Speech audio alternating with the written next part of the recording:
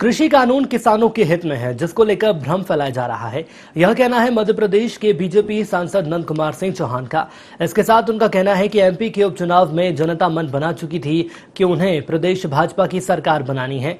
वहीं नंद कुमार सिंह चौहान ने राम मंदिर धन संग्रह अभियान पर दिग्विजय सिंह के उठाए सवाल के साथ ही वीडी शर्मा की कार्यकारिणी को लेकर भी खुलकर अपनी राय रखी है। और इन्हीं कुछ मुद्दों पर बीजेपी सांसद नंद कुमार सिंह चौहान से खास बातचीत की हमारे प्रबंध संपादक मनोज सैनी ने।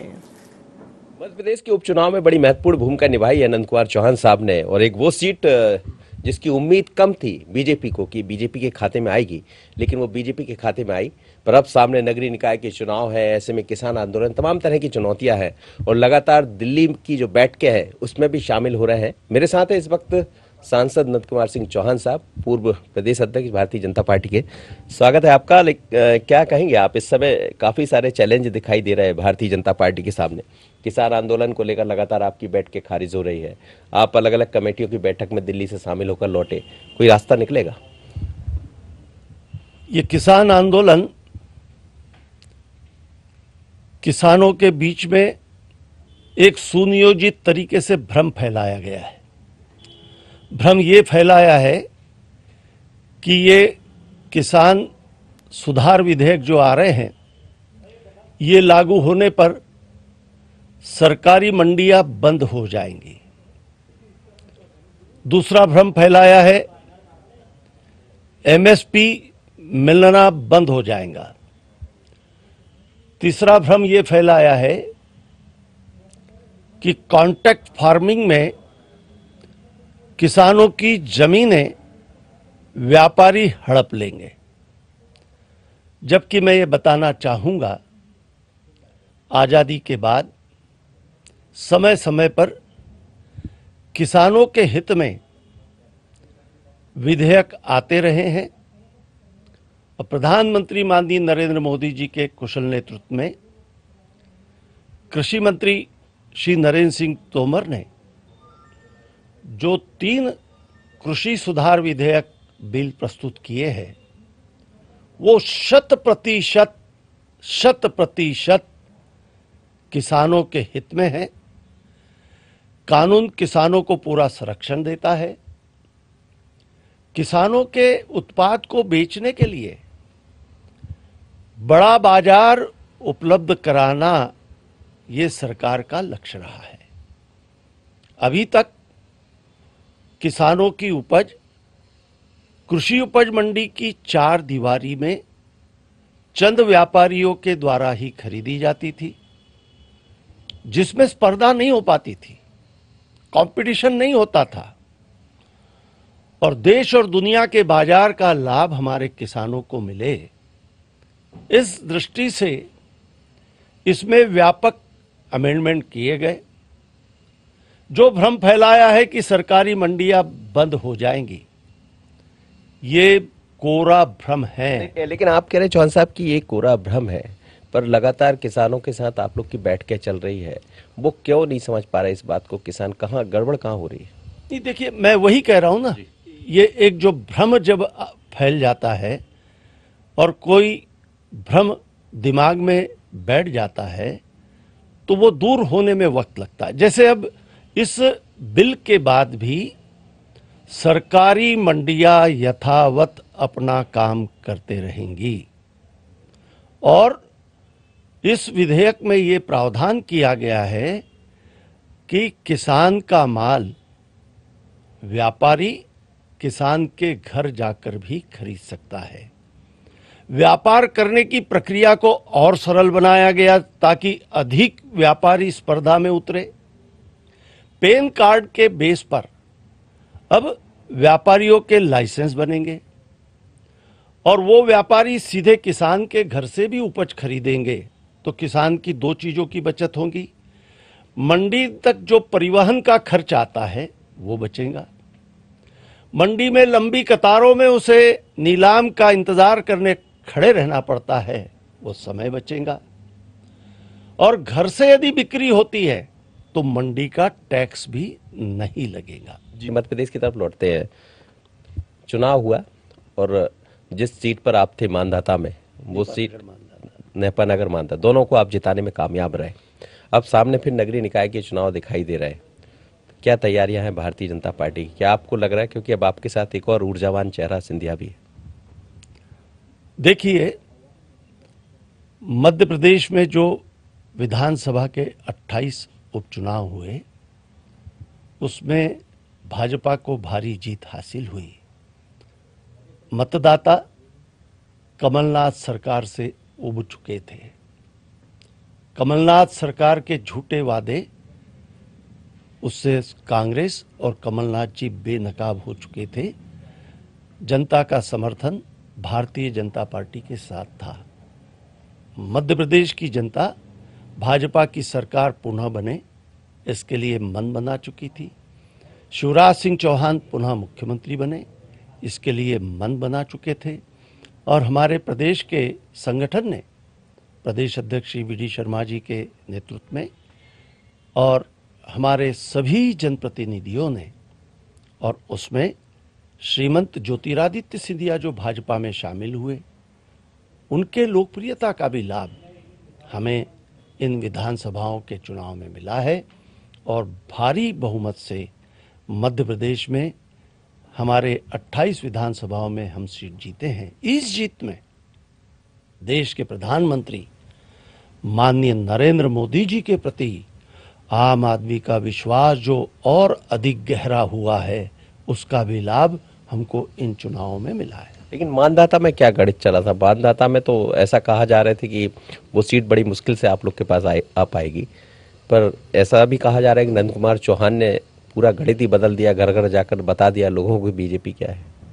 देखिए, मानदाता और नेपानगर, ये दोनों सीटें मेरे लोकसभा की थी और नेतृत्व ने मुझे ये जिम्मेदारी दी थी कि वहां के आप सांसद हैं और ये दोनों सीटें आपको जितानी हैं, उसमें आपको अपनी भूमिका सुनिश्चित करनी है। मुझे दोनों सीटों का संचालक बनाया था और हमने सबका सहयोग लेकर इन दोनों सीटों पर जमीनी स्तर पर परिश्रम किया और मतदाता भी हमारी बात से सहमत हुआ कि हाँ, 2018 में हमसे भूल हुई थी और उस भूल सुधार में हमारे यहाँ के 2 कांग्रेस के ही विधायक जब भाजपा में शामिल हुए, उन्होंने भी अपनी कहानियां बताई कि वहां पर रहकर हम लोगों की क्या हालत है, कोई सुनने वाला नहीं है, कोई पुरसाने हाल नहीं है।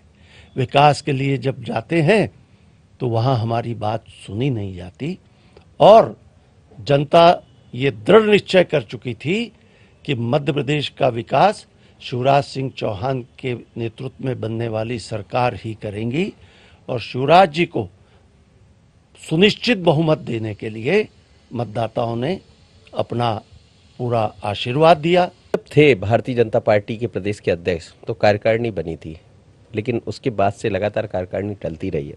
अभी भी वी.डी. शर्मा कई दफ़ा दिल्ली चले गए, यहाँ बात हो गई, कहाँ मामला अटक रहा है? क्या ये माना जाए कि सिंधिया के लोग एडजस्ट नहीं हो पा रहे? नहीं, ऐसा मैं नहीं मानता। देखिए, कार्यकारिणी बनाने के लिए हमारे प्रदेश अध्यक्ष फूक फूक कर कदम रख रहे हैं, संतुलन बना रहे, बैलेंस बना रहे, योग्य लोग कार्य समिति में आ जाए, इसके लिए उनका निरंतर मंथन प्रदेश में भी और केंद्रीय नेतृत्व से भी, मुख्यमंत्री जी से भी, श्रीमंत ज्योतिरादित्य सिंधिया और अन्य भी हमारे प्रमुख लोगों से वो विमर्श कर रहे हैं, चर्चा कर रहे हैं और उसी में से कार्य समिति आने वाले समय में बनेंगी। मध्य प्रदेश में कमलनाथ लगातार हम देख रहे हैं कि 16 तारीख से एक बड़ा आंदोलन करने जा रहा है छिंदवाड़ा से, किसानों के साथ खड़े नजर आएंगे। क्या मुश्किल बढ़ेगी मध्य प्रदेश में बीजेपी की? देखिए, प्रदेश की जनता बहुत अच्छे से जानती है, श्री कमलनाथ जी किसान नेता नहीं है। खेती किसानी से उनका दूर दूर तक कोई वास्ता और रिश्ता नहीं है और उन्होंने मुख्यमंत्री बनने के पहले जो किसानों को वचन दिए थे, वादे किए थे, वो वादे और वो वचन उन्होंने पूरे नहीं किए और शिवराज जी ने जो जो कहा है वो मध्य प्रदेश के धरती पे किसानों के हित में, मजदूरों के हित में, सभी वर्गों के हित में उन्होंने कर कर दिखाया है। जनता का विश्वास श्री शिवराज सिंह चौहान के प्रति दिग्विजय सिंह कह रहे हैं कि चंदे के नाम पर आप फिर एक नया फंडा लेकर आ गए हैं और उन्होंने शिकायत भी कर दी है और जो चंदा मंदिर के लिए लिया जाना है उस पर सवाल खड़े कर दिए। देखिए, मैं ये कहना चाहूँगा कि ऐसा संवेदनशील विषय है जिससे देश के करोड़ों करोड़ों लोगों की भावनाएं गहराई में जुड़ी हुई है और राम मंदिर निर्माण के पवित्र कार्य में समस्त हिंदू संगठन जो राम को मानते हैं, राम के प्रति जिनकी आस्था है, जो राम के भक्त है, वहां दल का सवाल नहीं है। ये कोई पार्टी का कार्यक्रम नहीं है, ये राम भक्तों का कार्यक्रम है और इसमें जो भी राम भक्त है वो किसी भी दल के हो, किसी भी बिरादरी के हो, किसी भी जाति के हो, जो राम के भक्त है वो इस पवित्र कार्य में लगे हैं। लेकिन श्री दिग्विजय सिंह जी का इस पवित्र कार्य पर इस प्रकार की टिप्पणी करना दुर्भाग्यपूर्ण है। लव जिहाद फिर देखने में आया, एक बड़ा मामला है जिसको लेकर आपने धर्म स्वतंत्रता कानून को मंजूरी दी है, राज्यपाल जी ने भी उस पर मोहर लगा दी है। क्या ये माना जाए कि इससे रुक जाएगा लव जिहाद जिसका आप जिक्र करते हैं? हालांकि कांग्रेस और तमाम सारे दल तो कह रहे हैं कि ऐसा कोई बात ही नहीं है। देखिए, जहां तक लव जिहाद का मामला है, ये कानून इसलिए लाया गया कि किसी भी महिला को प्रेम जाल का झूठा जाल बिछाकर, फंसाकर और उसको पत्नी बनाने का एक षड्यंत्र कर उसके साथ जो छल किया जाए, वो किसी भी जाति की महिला हो, ये कानून उस पर लागू होगा। और मैं समझता हूं कि आज के आधुनिक काल में भोगवादी संस्कृति में यह चीजें जो बढ़ रही है, भोली भाली लड़कियों को झूठा प्रेम जाल में फंसाकर और उनका शोषण करना, यह रुकना चाहिए। इसलिए ये कानून है। एक अंतिम सवाल है, नंद कुमार चौहान साहब बहुत एक्टिव रहे हैं प्रदेश अध्यक्ष से लेकर और लगातार आप चुनाव भी जीत रहे हैं। क्या अब माना जाए कि आने वाले समय में ज्योतिरादित्य सिंधिया, नंद कुमार सिंह चौहान साहब केंद्र में कहीं अलग भूमिका में नजर आएंगे?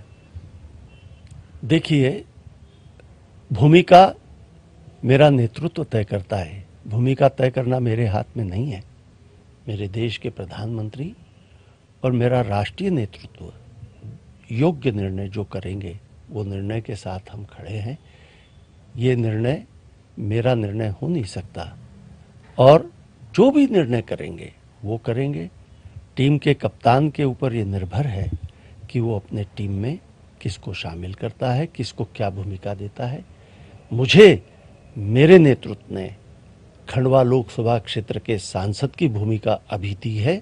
मैं उस भूमिका को बहुत ईमानदारी और निष्ठा के साथ निभा रहा हूँ, निभाता रहूंगा। लेकिन खंडवा लोकसभा के लोग तो चाह रहे हैं कि अब चौहान साहब भी दिख जाए, एक मंत्री के रूप में नजर आए। देखिए, ये लोगों की चाहत हो सकती है, लेकिन अंततः पार्टी को पूरा देश सामने रखकर और निर्णय करने होते हैं। ये नेतृत्व का अधिकार है, इसमें मेरा कोई हस्तक्षेप और अधिकार नहीं है। नंद कुमार चौहान साहब पार्टी के प्रति हमेशा वफादार रहे और पार्टी के लाइन से हटकर काम भी नहीं किया और इसीलिए चौहान साहब की पहचान भी इस रूप में होती है। लेकिन क्षेत्र के लोग चाहते हैं कि एक अलग भूमिका में नंद कुमार सिंह चौहान साहब नजर आए। लेकिन किसान आंदोलन को लेकर साफ है कि जिस तरह से जैसा आरोप है बरगलाया जा रहा है किसानों को, वो इसमें नहीं आएंगे और उनका दावा है, विश्वास है कि आने वाले दिनों में इस आंदोलन को लेकर जो चीजें भ्रम पैदा किए गए वो किसान समझ पाएंगे और जन आंदोलन खत्म भी होगा। लेकिन निगाह इसी पर है क्योंकि अभी तो तेज मावठा है, बारिश है और किसान परेशान है। फिरोज के साथ मनोज सनियारी, 24 भोपाल।